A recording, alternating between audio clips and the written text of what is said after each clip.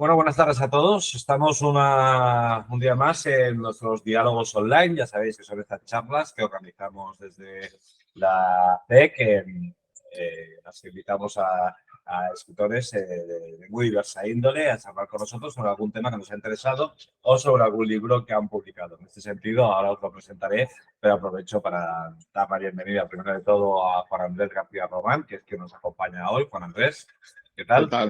Encantado de estar con vosotros. Igualmente. A ver, la CEC, la Asociación Colegial de Escritores de Catalunya, Asociació Col·legial d'Escriptors de Cataluña, ya sabéis que es una asociación que defiende los derechos morales y matrimoniales de los escritores nacidos o residentes en Cataluña, independientemente de la lengua en la que se expresen. Y, bueno, ya sabéis, organizamos estos diálogos online que, aunque los montamos nosotros, están patrocinados por CEDO. Y hoy, como os decía, tenemos a Juan Andrés García Román, que es un poeta granadino nacido en el 79, bueno, poeta, traductor, crítico literario y profesor de la Universidad Internacional de La Rioja. Ujú. Y entre sus obras, bueno, tiene un buen montón de libros, mencionaremos el último, pero bueno, solo decir que él mismo en alguna ocasión ha dicho que se consideraba un poeta de la nostalgia y también lo han definido como poeta de lo fantástico, que quizás nos interesa más un poco hoy. Voy a aprovechar ya, antes de presentar el libro tuyo, que ahora hablaré de él, preguntarte por qué poeta de lo fantástico, que está muy vinculado con el tema que hoy tocaremos. Bueno, a mí siempre me ha interesado, ¿sabes? Siempre me ha producido como un poco de repelús que la poesía sea aburrida. O sea, siempre he intentado, y claro, eso puede sonar un poco así banal, pero me parece que es como continuar una tradición de siglos pero que está un poco muerta, ¿no? Entonces, bueno, lo fantástico quizás entra en ese lugar. Pero bueno, también en la cuestión de que, a ver, la poesía es una generadora de mundos, ¿no? Y en ese sentido yo creo que la fantasía para los románticos y la poesía eran casi equivalentes, ¿no? La poesía tenía la capacidad de crear mundos, ¿no? Y entonces, bueno, llevando un poco más allá el concepto, pues se puede decir que la poesía es, la poesía fantástica, por así decir, es eh, acendradamente poética, ¿no? Y, en Vale. fin. Bueno, y sencillamente también porque realmente mis libros están cargados de elementos casi de historias, ¿no? Casi de juguetes, de fantasmas en ocasiones, ¿no? Eh, Muchos personajes, incluso de cómic, ¿no? Tienen un poco un elemento pop, aunque la verdad que últimamente no tanto, quizá por la ironía, quizá, o sea, pero la verdad que es llevar un poco lo verosímil un grado más allá, quizá, ¿no? Entonces, por ahí. Estupendo. Y de hecho, entre tus últimos libros, que ahora has hablado, has mencionado el romanticismo, tu último Ujú. libro, publicado en Ultramarinos en 2023, es precisamente el neorromanticismo, que tiene una introducción, una nota a la edición de Unai Velasco y un epílogo de Rosa Verbel. Y bueno, que también ellos explican ahí un poco toda tu poética, hacia dónde va. Yo no tengo ningún ejemplar conmigo, no sé si tienes alguno Sí, para poder. aquí para enseñar la cámara, bueno, está, se ve un poco borroso, creo, pero ahí está. Neorromanticismo, ya les digo yo lo que pone, neorromanticismo. Y esto. Pero nosotros principalmente te hemos invitado porque nos hacía Ujú. mucha ilusión hablar sobre Lovecraft. Ah, bueno. Porque hemos visto que se ha publicado recientemente un libro, el cuaderno, tampoco sé muy bien, pero os puedo asegurar que pone el cuaderno de ideas de H.P. Lovecraft y que está precisamente traducido por ti, por Juan Andrés García Román y por Carmen Ibáñez Berganza. Pero Ujú. además tú en este librito pones un epílogo donde explicas un poco no solo qué es este libro, porque este libro, bueno, ahora te lo preguntaremos, pero tú lo enmarcas dentro de la tradición de los Commonplace Books, pero también enmarcas un poco la obra del autor y un poco también su forma de pensar, de trabajar de alguna forma, ¿no? Porque este librito nos enseña cómo trabajaba él, de alguna forma, ¿no? Entonces, quería preguntarte primero, bueno, aparte de esto, ahora te preguntaré, pero aparte de esto, también en el 2017 tradujiste y escribiste el prólogo de Psicopompos, un romance que se... Lo tengo por aquí, a ver si sale. Este Este que libro es salió en Arrebato Libros. estupendo. Vale. Exacto, y ahí también explicas, bueno, que es un poco, bueno, me explicas qué es este libro, hablas de, bueno, que es una especie de cuento de terror más bien bastante tradicional, digamos, un poco Sí, sí, ajeno, sí. digamos, a lo que sería la poética de Lovecraft. Y luego también tienes traducida poesía de Lovecraft, que esto no hablaremos de esto porque la gente habla muy Sí, poco de la poesía de Lovecraft, que es traducido un tenue éter sí. indeterminado, Aquí hongos de Jugot. Perfecto. exactamente. Estos son Y los. ahí tú lo traduces y además haces el prólogo también. Ujú. Y explicas un poco, sitúas un poco la obra poética del autor y concretamente este libro. Y hoy, digamos, conversaremos sobre la poesía también de Lovecraft, que pobre está muy abandonada. Y entonces, Ah, dicho esto, por esto es con objeto de estos libros y tal, yo quería primero, bueno, un poco a ver si podíamos hablar un poco de Lovecraft, primero en general, presentar un poco al personaje, porque yo creo que Lovecraft a ver, hoy estaba hablando con alguien, comentándole que tenía esta charla, y este alguien que no es del mundo de las letras y tampoco es una persona muy leída ni nada, me decía que, bueno, pues sabía perfectamente quién era Edgar Allan Poe, que sabía perfectamente quién era Stephen King, pero no tenía ni idea de quién era Lovecraft, ¿no? Bueno, me pero, pareció como interesante, pues, porque está como... no, pero tú fíjate, si me permite, Sí, que en realidad nuestra realidad se ha cargado de elementos Lovecraftianos. No sé si la gente conoce, yo creo que sí se conoce en realidad, que sí que, pero por ejemplo el Slenderman, no sé si lo conoce, sí, este sí, bicho sí. que es un creepypasta, ¿no? De esos, bueno, esa especie de cuentos de terror que se originan en internet y que tienen, bueno, que tienen fuentes como muy dudosas porque inicialmente casi no se sabe cuál es el punto de partida, ¿no? Pues es totalmente un personaje que tiene rasgos Lovecraftianos, ¿no? O sea, tiene tentáculos, es una especie de señor enchaquetado, en eso podrías representar como una especie no sé si ven Man in Black o algo así, o una especie de ejecutivo agresivo, ¿no? Aunque muy delgado, porque es por eso lo de Slender. Y pero que después de la espalda le salen tentáculos. Yo creo que también es una referencia al poder, ¿no? A ese poder que vivimos en nuestro... Que no sabemos realmente quién manda, pero sí sabemos que quien manda es malo, ¿no? Es verdad que tenemos, pero yo creo que mucha gente tiene muchos, o sea, todos tenemos muchos referentes de Lovecraft, no puedes ver unos tentáculos sin pensar en él, pero no por eso la gente sabe, mucha gente sabe Mm, que esos tentáculos, aunque la gente los vincula a lo paranormal, bueno, a lo ujú. fantástico, no por eso lo vinculan a Lovecraft, digamos, ¿no? Es bien, Ya. si fuese Lovecraft, lo conoce muchísima gente y es un clásico como la copa de un pino, pero me ha parecido curioso, digamos, hablando hoy con esta persona, que Mm. supiera quién era Poe y no supiera quién era Lovecraft, de alguna forma, ¿no? Y eso lo sitúa como en una nebulosa un poco, ¿no?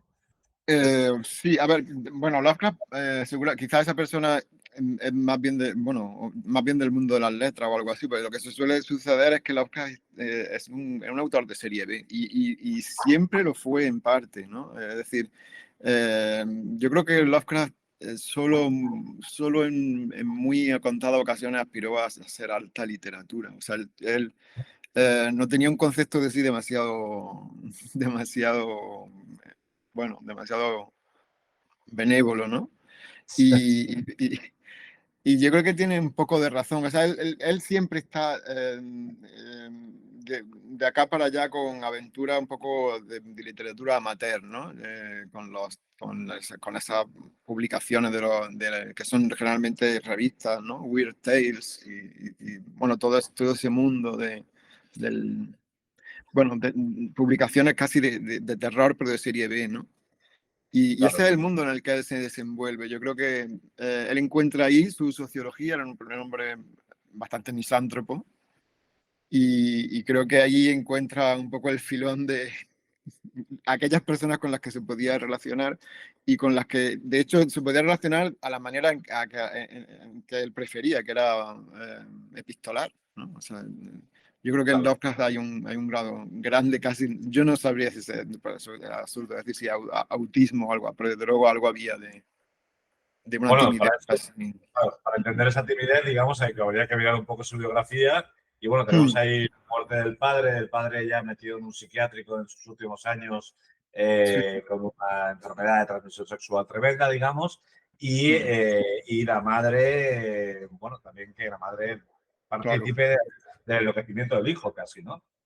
Sí, a ver, yo creo que a él le influye el hecho de que el padre, bueno, la enfermedad del padre, eh, también de alguna manera parece ser que entre los efectos de la sífilis está el enloquecimiento, ¿no? Entonces, esta cosa de que el padre había enloquecido y que él lo lleva, la madre lo convierte en una especie de drama, ¿no? Es decir, bueno, y además para que no se note el tipo de enfermedad que es, porque como has dicho, es una enfermedad de transmisión sexual, entonces que es una deshonra, ¿no? Por lo cual se juntan ahí una serie de elementos que hacen que la muerte del padre sea absolutamente traumática y aparte una tragedia para la familia porque los deja un poco, bueno, la verdad que los deja en una situación muy desmejorada, ¿no? Económicamente, ¿no? Claro, porque estamos en el Providence bueno, de principios del siglo XX, en una Ujú, sociedad, en un ambiente muy puritano, en un ujú. ambiente muy religioso también, un Sí. ambiente muy burgués, en cierta manera, y en el Estados Unidos bueno, Ujú, más racista, bueno, más sí, puritano, digamos, ¿no? Y en ese sí. ambiente es donde nace Lovecraft y encima nace perteneciendo a una especie de clase social de la que se ve expulsada cuando su padre muere. Y todo esto lo Sí. marca de una forma brutal.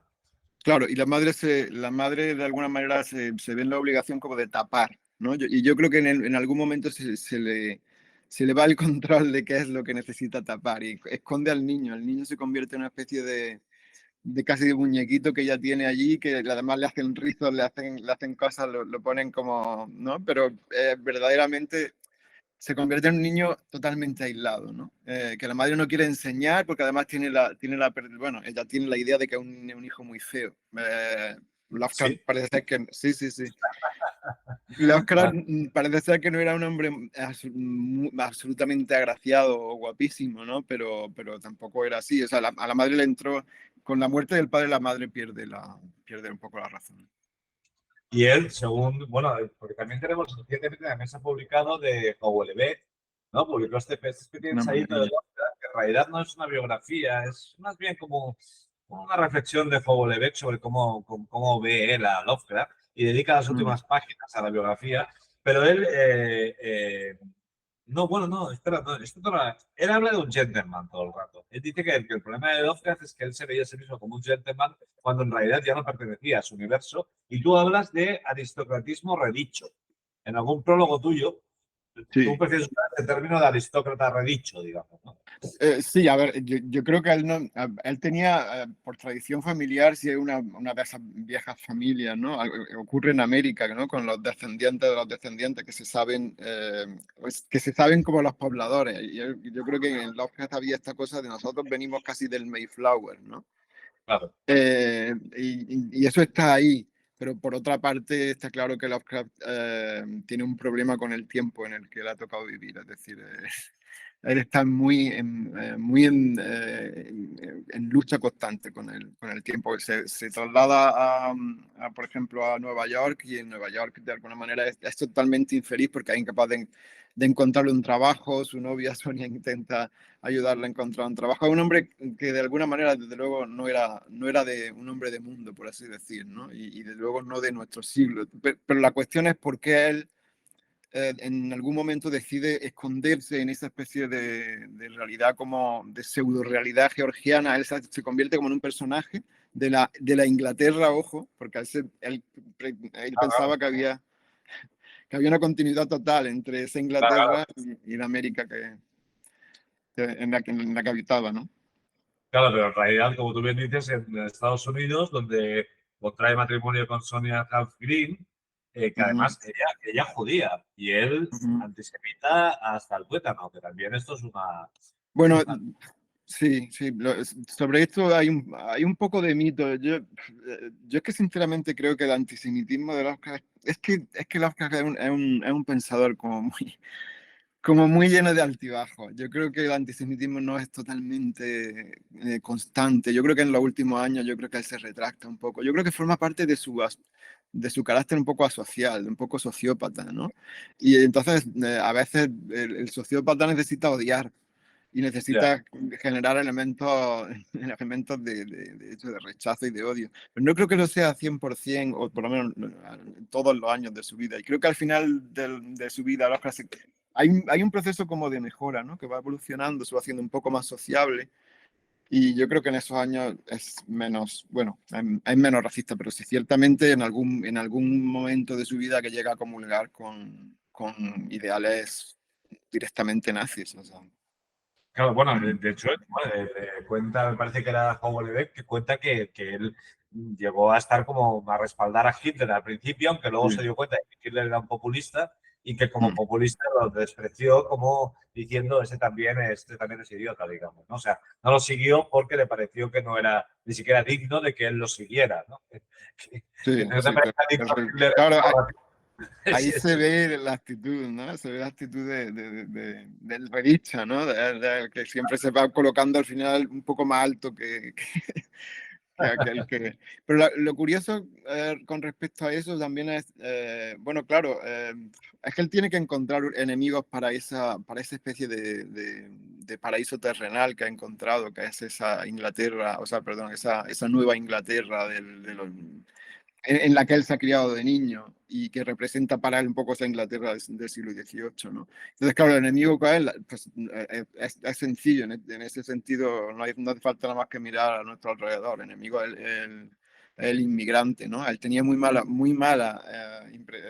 opinión de los hispanos, por ejemplo, ¿no? De los latinos. Y de los españoles, pues supongo que también, aunque ellos, bueno, como sabes, está ese cuento de aire frío, que es aire frío el que se desarrolla, si no recuerdo mal, en Barcelona, ¿no? Hay no, pues uno no, de esos cuentos, no, que no lo sabía esto. sí, hay Ahí- uno de esos cuentos que se desarrolla en Barcelona, ¿no? y Y, ese, ¿qué es aire frío? ¿perdona? ¿Crees que es aire frío? El cuento ese que se titula Aire Es, frío. es maravilloso, porque tiene un título colosal, porque a lo que se refiere en realidad, bueno, claro, queda así como un poco críptico, pero se refiere bueno, a que es una especie de señor Valdemar, como el de Poe, un señor que en realidad ha muerto, o digamos su cuerpo ha muerto, pero su alma sigue viva, entonces tiene que mantener su cuerpo por medios artificiales en un proceso previo a la descomposición. Pero claro, enseguida, para eso necesita toda una maquinaria de frío, ¿no? Como una especie de congelador. Vive en una especie de congelador. Vale, Entonces, bueno, no vamos a hacer spoilers lo que ocurre al vale, final, ¿no? vale, vale. Pero bueno, volviendo a este racismo bueno, que como tú dices, habría que ver hasta qué medida nos afectaba.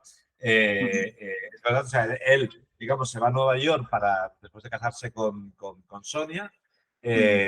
abandona Providence, que ya es una cosa como que le cuesta, y en Nueva York, lo que tú dices, descubre, bueno, se ve obligado a trabajar, que es una cosa tremenda Sí. para él, pero nadie le quiere dar trabajo, quizás porque es por ser demasiado aristócrata, digamos, ¿no? Nadie Y quiere yo darle creo que, trabajo.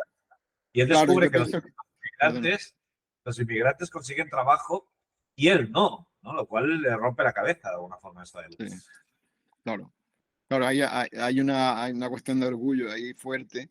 Lo que a mí no me cabe duda es que tampoco Lovecraft debió buscar trabajo en los lugares en los que lo encontraban los inmigrantes, ¿no? De un modo con empeño, ¿no? Claro, o sea, él se sentía con ese, como ese privilegio de clase, y iba allí queriendo encontrar un poco el mundo bueno, del pequeño burgués, un poco burgués de Providence, y claro, en Nueva York es una explosión. Eso yo he dicho en algún prólogo, yo he dicho que Lovecraft es uno de los últimos grandes como platónicos, ¿no? Entonces, para Lovecraft es como que la virtud está en un punto. Sí, Claro. imagínate a una persona así, la mete en una urbe que está en plena explosión, ¿no? Eso para él era el horror. Es que yo creo que el horror de sus monstruos tiene un poco reflejo en esa dispersión, ¿no? del mundo contemporáneo que él no comprende ni quiere compartir, ni quiere vivir, ¿no? Claro.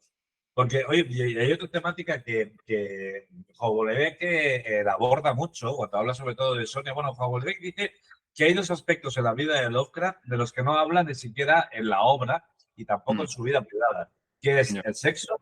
mm, Y dice que la obra, y de hecho Houellebecq asegura que solo hay dos mujeres en toda su obra, lo- solo lo- aparecen dos mujeres, ujú, y el dinero. Dice que el dinero tampoco habla en ningún momento en toda la obra.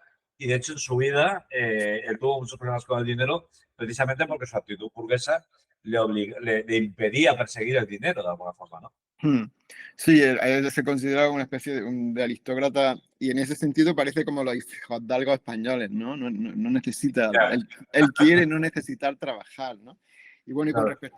con respecto a la mujer hay poquísimos, sí, yo creo que, yo es que no recuerdo apenas personajes femeninos. Y cuando hay personajes femeninos, estoy recordando, por ejemplo, ese cuento en el que hay una antecesora que es un primate, en realidad, ¿no?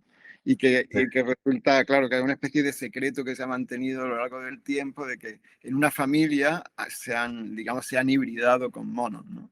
O sea que para él el sexo es la generación de algo aberrante. ¿No? claro. Esto yo creo que es un retrato. Claro, de ahí no sé si hace falta pensar. Lovecraft era asexual, cuál era su gusto sexual, si es que lo tenía. Yo creo que desde luego ahí hay un bloqueo en su vida. Él nunca quiere convivir con Sonia, eso es la verdad. Sí, Eh, o Lebec descarta de un plumazo todas las teorías sobre su posible homosexualidad latente no. y de un plumazo las coge y dice esto es una tontería y no hay motivo para él. Pero, bueno, Bueno, pero es sobre verdad que todo también es que no hace falta, ¿no? Es decir, es como, pasa un poco también en la obra de Kafka, ¿no? La obra de Kafka está, en la obra de Kafka hay una homosexualidad, no, perdón, una sexualidad muy fuerte, pero que no se manifiesta desde luego en figuras femeninas, bueno, también, ¿no? O sea, pero yo diría que lo que se quiere tapar de alguna manera al final sale por aquí y por allá, ¿no? Y bueno, en Kafka yo creo que hay esa tensión sexual latente. En la de Lovecraft no, en la de Lovecraft está como, simplemente no sale, pero en ninguno de los dos casos se puede decir, ni tiene yo creo ninguna utilidad decir, bueno, esto se debe a ya, que en realidad escondían bueno, pues no. claro. Luego en Nueva York también tenemos el tema de la arquitectura, digamos, ¿no? Llega a Nueva York y de golpe Lovecraft se queda, bueno, totalmente alucinado con la arquitectura de Nueva York y de hecho ha habido algunos críticos que han dicho que la obra de Lovecraft, esa arquitectura gótica tan loca, digamos, que encontramos en todos sus relatos, en parte bebe mucho de lo de Nueva York. No sé si estás de acuerdo tú con esto. Bueno, Lovecraft es que es una figura realmente compleja porque Lovecraft es un apasionado de la ciencia, curiosamente, ¿no? A pesar de que está en contra Ya, de todo lo que entraña la revolución industrial y todo eso, en realidad sí que la ciencia le interesa y sí que piensa que la ciencia puede ser una solución para el hombre, ¿no? Y en ese sentido los avances de la ciencia y los avances de la arquitectura le interesan. Y luego hay yo creo que una obsesión de Oscar con la arquitectura y con la geometría, ¿verdad? Que aparece muchas veces en sus cuentos. Él tiene la obsesión de que de alguna manera en esos mundos, o que el hombre solamente conoce un tipo de geometría, pero que hay otras, ¿no? Y ya, que la geometría euclidiana, o sea, nos atenemos a la geometría euclidiana como un poco para tener los pies sobre la tierra, pero que hay otras que si las descubriéramos, pues descubriríamos la triste verdad, ¿no? De que somos un poco, bueno, de que somos un poco unos animalillos perdidos por el universo, ¿no? Mm. Oye, vamos a hablar un poco de su poesía, que la poesía, bueno, sí que tú la conoces bastante bien y en realidad yo creo que es como el género del que menos se habla de Lovecraft, ¿no? Ujú. No sé hasta qué punto es una poesía realmente interesante o fue un poeta mediocre y no lo sé, sitúanos un poco con la poética, con su Bueno, poesía. claro, hablar de Lovecraft como poeta para los que somos frikis Lovecraftianos es difícil, porque claro, al final resulta que nos gusta, pero igual nos gusta por razones equivocadas, ¿no? O sea, Ya, yo creo que Lovecraft no fue un gran poeta, sinceramente. Pero bueno, este libro, On God de Yugos, es un libro interesante, la verdad, que tiene algunos poemas, perdón, muy interesantes. Eh, digamos, ocurre un poco lo que decíamos antes, él es un escritor amateur y también se convierte en una especie de poeta amateur, por esa cosa redicha que tiene siempre, parece que por complacer a la madre. Eso tiene absolutamente una relación con su madre, eh, no sé, entre de admiración y de quererla un poco adular, de que su madre lo quiera, ¿no? Y yo creo que muchos de los poemas parece como si el típico niño que en una fiesta de cumpleaños se pone a escribir rimas, ¿no? Y entonces se lo celebra la familia, ¿no? Entonces, hay una gran parte de la poesía de Lovecraft que es totalmente de circunstancias, totalmente como para ser aplaudida en un salón, pero no va más allá, no tiene más aspiración. Y bueno, eso no se puede olvidar, ¿no? Y lo que pasa es que sí parece que al final, yo un poco la conclusión que tengo que en los últimos tiempos, en los últimos años de su vida, Lovecraft quiere volver a la poesía, porque él ha querido ser poeta, ¿no? Ha querido ser poeta y de hecho es muy admirador de Poe. eh, en fin, de la gran poesía metafísica inglesa, ¿no? Yo creo que él sabe que no tiene ese talento, pero parece que en el último tramo de su vida se decide también a aportar algo en ese sentido, ¿no? Pero la poesía de su última etapa de la vida, ¿es mejor o sigue Sí, siendo? no, sin duda es mejor, sin duda es mejor. Lo que pasa es que tenemos que tener en cuenta que él, bueno, él tiene una especie de como de apuesta con Clark Ashton Smith, ¿no? De hacer una poesía efectivamente que, a ver, que sí coincidiese con los intereses de su prosa, es decir, que sí fuese una poesía con elementos fantásticos, misteriosos, de terror o algo así, ¿no? Pero eso no todo el tiempo, digamos que eso podría ser un 20% de toda su producción poética, ¿no? Porque mucha parte de la producción poética puede basarse en celebrar un cumpleaños, en cosas, en lo más peregrino, ¿no? Pero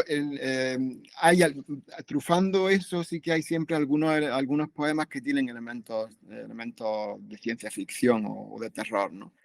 Eh, y en la última parte de su época, pues yo creo que él que se siente un poco como si dijéramos vencido por Clark Ashton Smith, que sí está siendo capaz de hacer la poesía que él quiere hacer, pero él, bueno, se atreve a sacar un ciclo de sonetos, ¿no? Que es el de Hongos de Yugo. Y bueno, Hongos de Yugo también es un libro muy irregular, pero hay poemas grandes y realmente poemas que tienen, yo creo, vocaciones, yo creo, un poco bodelerianas, es decir, que ahí sí parece ser que él se inscribe como en la gran tradición poética, ¿no? Se atreve, ¿no? Pero tenemos que entonces pensar que su éxito, bueno, éxito, ¿no? Porque tampoco vivió el éxito, pero No. su producción de narrativa fantástica es como una obra menor para él, porque si quería ser poeta es un poco como Eta Hoffman, esto, ¿no? Que Hoffman quería ser músico Mm, y bueno, resulta que le salían bien los relatos, también un poco de terror y fue tirando con eso, pero no, tampoco lo vio como una cosa feliz. no, él en un momento es consciente de haber encontrado, yo creo, la aleación esa que necesitaba. Él en un momento sí sabe que está escribiendo, cuando escribe bueno, los relatos de un color venido del espacio, la sombra sobre Innsmouth, yo creo que la montaña de la locura, yo creo que sí sabe que ha dado con la clave. Yo creo que sí sabe que ha encontrado ese tipo de arte que tiene bastante de científico, ¿no? Porque de hecho yo creo lo que distingue a Lovecraft, por ejemplo, bueno, de un... Mira, lo que han mencionado antes, este libro, ¿no? Que es casi Sí. que se llama Psicopompo, es prácticamente una historia de vampiros, ¿no? Yo creo que él sabe, cuando escribe esto, él sabe que aunque es muy agradable de leer, este libro a mí me pareció precioso traducirlo, ¿no? Pero es totalmente, o sea, no avanza nada sobre la clásica historia de vampiros y tal, ¿no? De hecho, Ya. tiene una valor así muy retrógrado. Pero claro, de repente yo creo que él sí se da cuenta que ha dado con el género, ¿no? Y yo creo que esos relatos le funcionan y son bueno, la llamada de Chulu, ¿no? Y sí, sí, ahí yo creo que sí fue totalmente consciente de su éxito, ¿no? Porque era... ¿Cómo has mencionado, has llamado tú al monstruo de Lovecraft? ¿Cómo lo has pronunciado? ¿Cómo Chulu, bueno, aquí Claro, porque aquí hay una discusión, no sé cómo llegas a esa pronunciación o... Bueno, es que, a ver, yo creo que los mejores momentos de mi vida fueron jugando al rol, ¿no? Y entonces yo a Lovecraft lo conocí con el juego de rol. O sea, realmente yo la obra de Lovecraft la conocí con el juego que se llama La llamada de... Bueno, es que hay varios, se llama, algunos dicen Cthulhu, otros dicen Hululu. Yo, en nuestro grupo de amigos, un poco a repetir para ahorrarnos un poco eso. Lo llamamos Chulu o algo así. Porque esto es interesante porque tú llegas a Lovecraft a través de los juegos de rol y yo Sí, llegué a través de aquellos cómics de los 80 y 90, como en 1984, Cimoc, Creepy, este tipo de revistas bueno, no serían novelas gráficas, historietas, pero eran con pretensión de novela gráfica. Y yo llegué a claro. Lovecraft de él, conocía antes el Necronomicon que no al autor, por así decirlo. ¿No? Había oído hablar del libro aquel antes de conocer al propio Lovecraft. O sea, Lovecraft crea como todo un universo que se expande por un montón de géneros. Exactamente. Y que yo creo que él pierde, bueno, en su propia vida él pierde un poco el control sobre el propio universo que ha creado, ¿no? Él se rodea bueno, de Red, bueno, todos esos amigos que eran un poco, es que, sí, un poco frikis, un poco como, yo los imagino como si fueran los chavales que se metían a jugar a juegos a videojuegos en nuestra generación, ¿no? Ellos se Claro. ponían a escribir sobre ese mundo. Y Lovecraft no tenía ningún problema, cosa que, por ejemplo, también llama mucho la atención, porque un literato generalmente no suele prestar sus invenciones a otros que además considera que son peores escritores que él, ¿no? Lovecraft lo hace sin ningún pudor. Eh, y O sea, perdió, la gente que le rodea, los amigos que le rodean, empiezan a escribir también sí, sí. sobre el universo. Claro, de su propio universo. Se inventan, por ejemplo, el personaje de Sazowa, ese he inventado, y Lovecraft lo acepta, ¿no? Dentro de su universo. Es decir, hacen ahí un refrito de una mitología completa, pero claro, el centro de su universo son personajes creados totalmente por Lovecraft, pero que los amigos usan, ¿no? Sí, sí, Claro, claro, claro. Oye, y sí. luego, bueno, tenemos el, bueno, el tema de la pobreza, digamos, esta obsesión de Lovecraft, bueno, sí, lo hemos mencionado un poco antes. No, vamos un poco a su mitología. Dice Howell Beck que Ujú. Lovecraft, la mitología de Lovecraft es un cristianismo invertido. Es una cosa muy de Howell que no sé si queda más bonito decirlo que no corresponderse a la realidad, digamos, ¿no? Pero tú, la mitología de Lovecraft, ¿cómo la ves? O sea, ¿qué destacaría? Em, Como casi su visión del mundo, ¿te Sí, refieres? sí, sí, Eh, resume mucho. a ver, yo sinceramente creo que Lovecraft se pudiera enclavar totalmente en la tradición de los pesimistas. Esos pesimistas, es decir, todos los que los que ven el progreso o la revolución industrial, la revolución francesa y demás, y, toda la, en fin, y consideran que el mundo con ellas va a peor. Y de alguna manera se aferran como pueden a un mundo, a un mundo al ancien régime casi, ¿no? Y les parece que el mundo se está pervirtiendo. Bueno, yo creo que el leitmotiv que hay detrás de mucha de la escritura de Lovecraft es ese de cualquier, más vale malo conocido. Yo creo Ya, que lo que pasa es que a veces eso entra en conflicto con su noción de ciencia, que sí que es verdad que él cree en la ciencia, ¿no? Pero verdaderamente yo lo veo en la tradición esa de la Rochefoucauld, de Pascal, ¿no? De que preferirían, y en ese sentido, claro, Pascal es cristiano, pero Pascal es muy trágico, ¿no? Es decir, y yo ahí veo un poco la psicología de Lovecraft.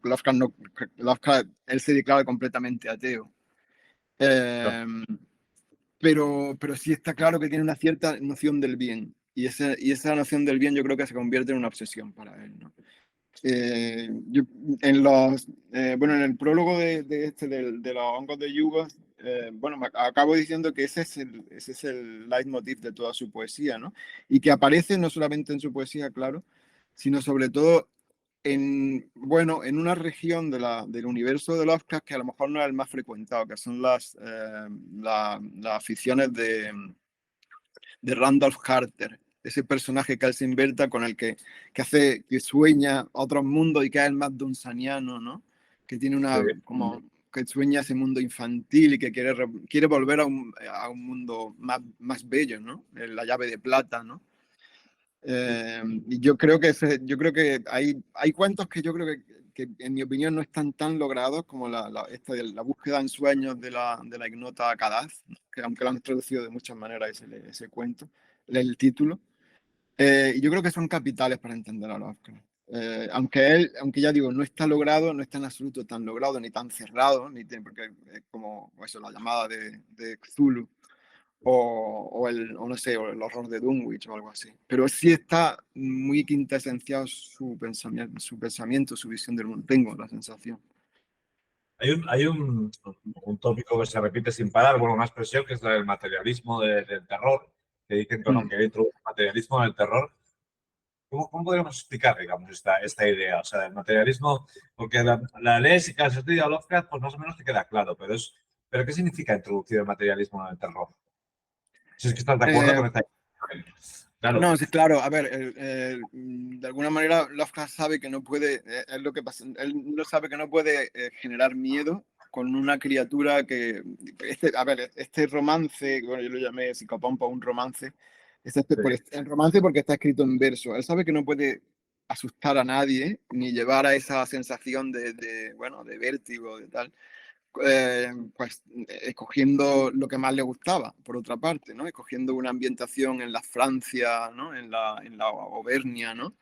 Y una ambientación medieval, que es lo que aparece en este libro, ¿no? O sea, en algún momento él se da cuenta que tiene que echar mano de la ciencia, pero lo curioso de Lovecraft es que es absolutamente contemporáneo. Porque hoy por hoy en los programas de misterio y de fantasmas también se hacen muchísimos guiños a la ciencia.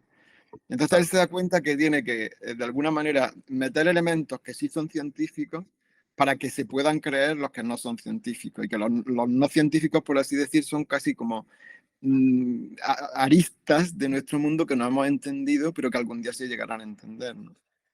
Y claro. yo creo que ese gran acierto en realidad, ¿no? Yo creo que es lo que lo ha hecho un autor universal, ¿no?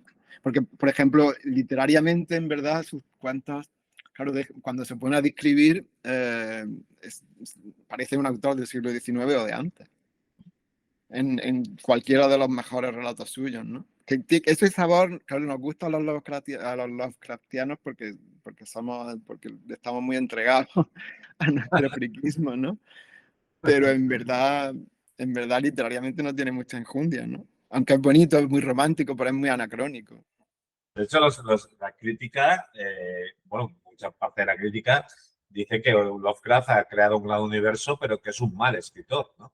Howard Ujú. Beck esto insulta directamente a los críticos diciendo bueno, o sea, que crea un universo literario de esa magnitud, Claro, casi da igual que lo escriba, digamos, ¿no? De alguna forma. exactamente. Es que es como para hacérselo mirar a la crítica, es decir, si esta persona ha conseguido, porque además es que ya no solamente, es que últimamente la mayoría de los filósofos, bueno, los nuevos filósofos, la filosofía francesa, en fin, encuentra muchísimas referencias a Lovecraft. Está trufado de referencias a Lovecraft. Y en la cultura popular, bueno, fíjate que nosotros hemos conocido a Lovecraft fuera de la literatura de Lovecraft, ¿no? O sea, quiere Claro. decir, nuestro mundo está plagado de elementos de su universo. Con lo Claro. cual es absolutamente, si has conseguido eso y me dices que eso lo ha conseguido un mal escritor, pues hay algo que no casa, ¿no? A lo mejor es que somos malos críticos, ¿no? No sé. Claro, claro. Deja- Claro, claro. Oye, no sé si, bueno, sí, luego hay otras influencias. Como le destaca la influencia que tuvo Lovecraft en otro gran maestro desde el punto de vista que es Robert Howard, ¿no? El creador de Conan. Ujú. Y Houellebecq habla de decir que, bueno, que es que todo el universo de Conan, todos los monstruos o los dioses del universo de Conan son Lovecraftianos total, digamos, ¿no? Yo ahí no sé, no, la verdad que he leído muy poquito a Conan, pero desde luego Ah, muy mal, mal, mal, hombre. lo siento. Tanto juego de rol y de partida Conan. Ya es que había hilos que llevan a otros hilos, pero algunos ya es que no daba el tiempo. Sí, pero bueno, en realidad cualquiera. Ahora estoy pensando em, en este autor, pero es que ahora no caigo en el autor. Bueno, en realidad si te va a cualquier, incluso en el manga, yo creo que hay influencia de Lovecraft. Yo creo que no sería el niño. Hay un manga por ahí que se llama El Niño Gusano. Y esa Sí. tiene algo gore, ¿no? Pero es que en Lovecraft se intuye por lo menos algún elemento gore, ¿no? Lo Vamos a deja recomendar, caer. vamos a recomendar a los espectadores, digamos, por dónde empezar con Lovecraft. O sea, alguien que nunca haya leído nada y que quiera empezar. ¿Qué le recomendamos? Las montañas de la locura directamente, que es muy accesible por otra parte. Pero no lo sé. Esta- ¿Tú por dónde La empezarías? montaña de la locura sería tu favorito, dirías. Yo creo que es muy accesible. ¿Sabes? Que es un Sí. libro bueno, que entras bien y enseguida entiendes un poco cuál es el rollo. ¿Sabes? Pero no Sí. lo sé. ¿Tú qué opinas?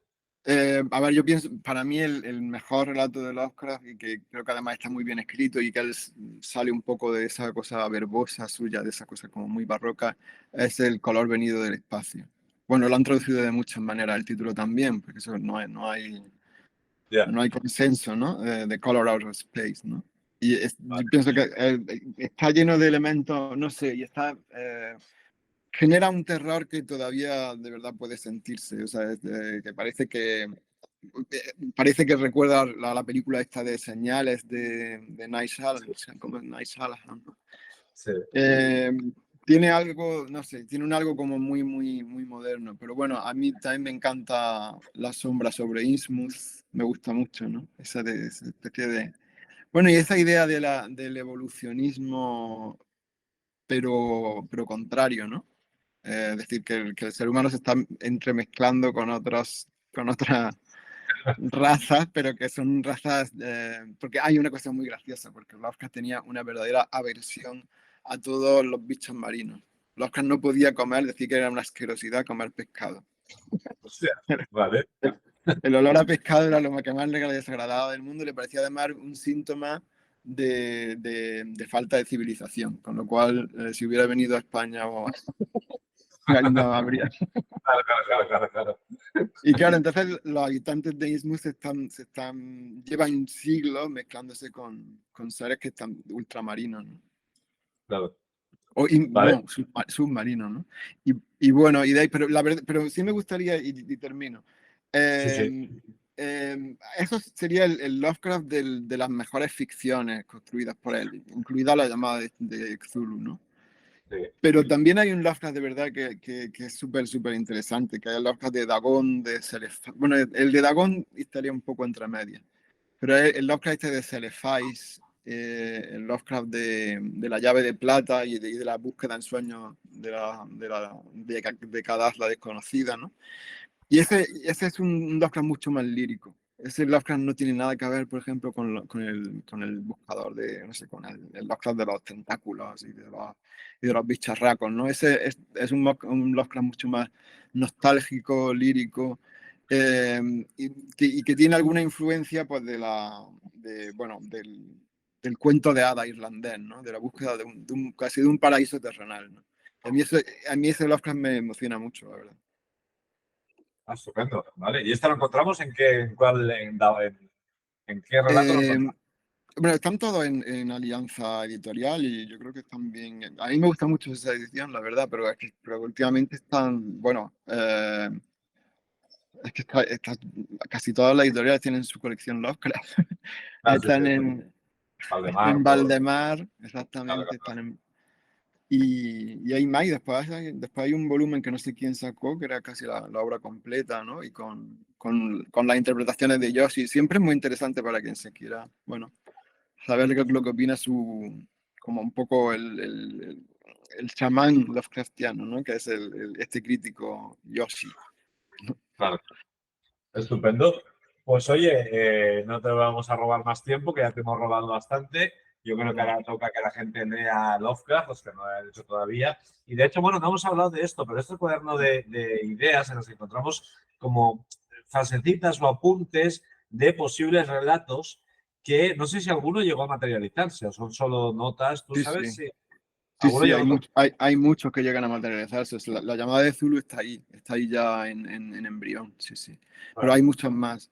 Porque A claro, mí, si la verdad que son todos, o sea, por ejemplo, monstruo que sobrevive pese a ser acéfalo o carecer así de breves, digamos, de que él se iba anotando para posibles relatos o posibles historias. Vieja catedral, gárgola horripilante, un hombre intenta robarla, lo hayan muerto, sangre en las fauces de la gárgola. Son apuntes de un futuro relato, digamos, ¿no? Todo el Claro. rato se está escribiendo. Lo que Claro, pasa con eso es que él digamos, yo creo que tenía un uso totalmente instrumental. Bueno, habría que ver, porque en un momento él le hace unas pastas a mano, porque pues, es que todo en Lovecraft era como muy amateur. Entonces le hace, como que lo encuaderna a mano, ¿no? así con la... Y sí, y entonces no se sabe, podría ser que él lo considerara como pequeñas obritas literarias, pero la verdad es que en teoría solamente son apuntes para usarlos después. Lo que ocurre Claro. es que, claro, lo que ocurre es que después uno es libre de leer lo que quiera y yo creo que, que a ojos bueno, del tipo de personas que somos, que vamos con prisa y que nos gusta muy condensada la literatura, pues ahí está como Bueno, ¿no? el germen de todo, el huevo. El germen, exactamente, sí, sí. Claro. Bueno, pues estupendo. Te damos las gracias, Juan Andrés, por haber estado charlando con nosotros. Nada, Recomendar a todo el mundo tu neorromanticismo para quien quiera conocer tu obra poética y tus traducciones de Lovecraft, que sobre todo, aparte de la traducción, por supuesto, estupenda, también aprovechar estos prólogos que son como muy ilustrativos y son breves, porque bueno, es un libro breve, pero te dan sí. 4 claves que ayudan muchísimo a acercarte a la obra de Lovecraft. Como dice un amigo mío, el artesano del amor, ¿no? Lovecraft. Ciertamente significa eso. El amor que para lo poco que practico el amor, pues Que lo bueno, o sea, práctico. Sí, sí. pues Pues oye, darte las gracias. nada, muchísimas gracias a ti, Álvaro, y a Vicens. Y nada, bueno, gracias también debo decir a mi compañera que, bueno, que me ayudó Sí, claro, a traducirlo, que fue coautora de este libro. claro, Con la traductora Carmen Ibáñez Ibáñez. Berganza. Nosotros te hemos llamado a ti porque nos interesaban los prólogos, Claro. pero sí, destacar que ella es la cotraductora junto contigo del cuaderno de ideas de la editorial Periférica, que no sé si lo había dicho.